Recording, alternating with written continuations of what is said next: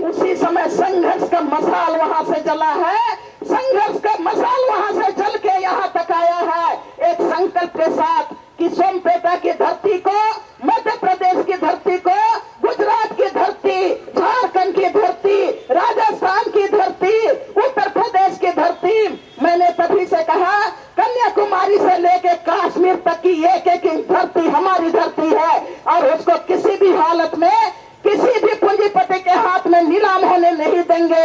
ये मसाल उसी समय आप लोगों ने चलाया है, मसाल हम लोगों ने जलाया है।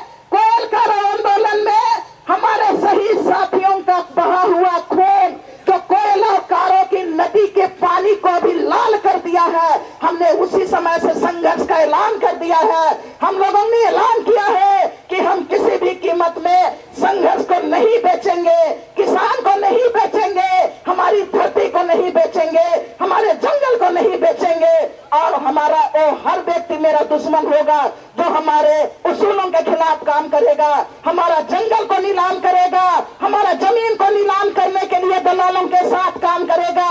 या तो कोई राजनेता भी हो, हमारा विधायक भी क्यों नहीं हो, हमारा बड़ा भाई भी क्यों नहीं हो, हर व्यक्ति जो हमारा जंगल और जमीन नीलाम करने का काम करेगा वो हमारा दुश्मन होगा और वो दुश्मन को हम किसी भी कीमत में नहीं छोड़ेंगे।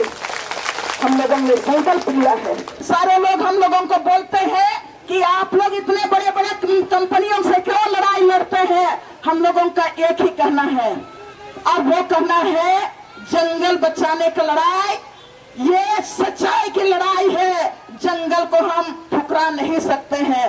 धरती बचाने की लड़ाई हमारी सच्चाई की लड़ाई है, इस सच्चाई को कोई नकार नहीं सकता है। बूंद बूंद पानी बचाने की लड़ाई हमारी सच्चाई की लड़ाई है और ये पूरे धरती को बचाने की लड़ाई, मानव सभ्यता को बचाने की लड़ाई है। इस लड़ाई को कोई नकार नहीं सकता है और इस लड़ाई में आप आगे बढ़ेंगे, जीतेंगे।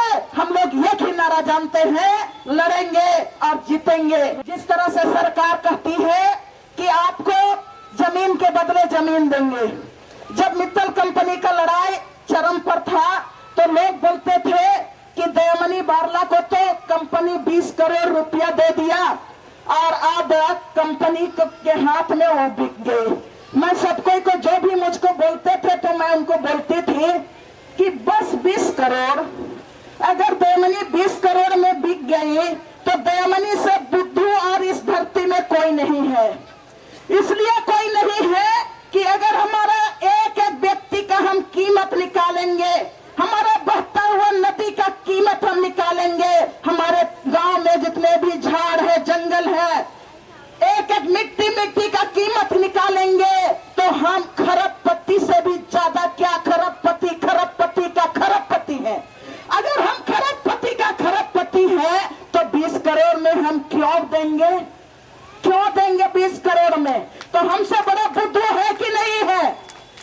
मेरे मित्रों, हम लोग जानते हैं पुनर्वास नीति में कहता है कि तुम्हारा भाषा का पुनर्वास करेंगे, संस्कृति का पुनर्वास करेंगे, जंगल का पुनर्वास करेंगे। अरे ये हमारा शुद्ध हवा है, इस शुद्ध हवा का पुनर्वास हो सकता है? हो सकता है?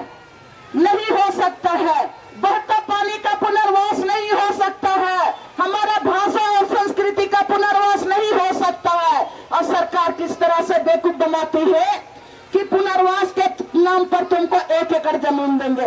पूरा धरती का मालिक हम है, पूरा धरती का जंगल का मालिक हम है और तुम हमको कहते हो, सब लूटने के बाद कहते हो कि तुमको 1 एकड़ जमीन दे रहे हैं। अरे कौन सा 1 एकड़ जमीन दे रहे हो? किसकी जमीन दे रहे हो? ये तो हमारा पूरा धरती ही हमारी है।